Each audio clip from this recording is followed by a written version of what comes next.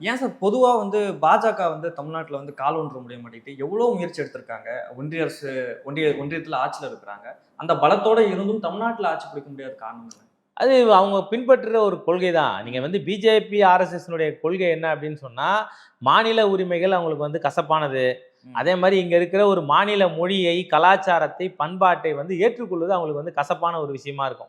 அதனால அவங்களால இங்க கால் ஊன்றுவது அப்படின்னு சொன்னா, அவங்களுடைய சித்தாந்தம் என்ன? ம். இந்திய திணிக்கிறது, சமஸ்கிருதத்த வளர்க்கிறதுன்னு சொல்லும்போது, ஆட்டோமேட்டிக்கா தமிழ்நாட்டினுடைய பாரம்பரியம், கலாச்சாரம்ன்றது அதுவா இல்ல. ம். அவங்க சொல்ற சனாதானத்தை ஏத்துக்கணும் அப்படின்றாங்க. இது சனாதான ஒழிப்பு, சனாதான எதிர்ப்புன்னு வரும்போது, ம். அவங்களால அந்த விஷயத்த பண்ண முடியல. இப்ப நீங்க தமிழ்நாட்டுல அது பெரியாரு, அம்பேத்கர்னுடைய சித்தாந்தங்கள், சிங்காரவேலர், கம்யூனிஸ்ட் கட்சியினுடைய தாக்கம் இது எல்லாமே தமிழ்நாட்டுல ஊறி எல்லா மூலைகள்லயும் பரவி இருக்கும்போது, ம். இந்த மாரி ஒரு பிரிவினை சக்தியோட இருக்கிற ஒரு பிஜேபி, ஆர்எஸ்எஸ் ஏத்துக்கிறது அவங்களால முடியல. நீங்க பாருங்க, அவங்க எல்லா பேர் வைக்கிறதெல்லாம் ஹிந்தியில தான் பேர் வைப்பான். இப்ப கூட திட்டங்களுக்கு அவங்க கட்சி அமைப்பு எல்லா பேரையும் அப்படிதான் வச்சான். ம். தமிழ்நாட்டுக்கு வரும்போது, ஐயோ இப்படி வச்சா வர முடியாதுன்றதுனால தான் இந்து முன்னணி அப்படின்றத அவங்க பேர் மாத்தி உள்ள வரணும்னு நினைச்சா கூட அவங்க பண்ண முடியல. ஆனா கிரவுண்ட் லெவல்ல இன்னும் என்னன்னா அந்த பிரிவினை சக்திகளை வளர்ப்பதற்கான வேலைகள் ரொம்ப சின்சியரா இன்னைக்கு வரைக்கும் அவங்க செஞ்சுட்டு இருக்காங்க. அதுதான் நீங்க கோயம்புத்தூர்ல நடந்த கலவரமா இருந்தாலும் சரி, மண்டக்காடு பிரச்சனையா இருந்தாலும் சரி, இப்ப பிஜேபி பல இடங்கள்ல முன் பண்ற விஷயங்கள் எல்லாமே என்னன்னா அந்த பிரிவினையை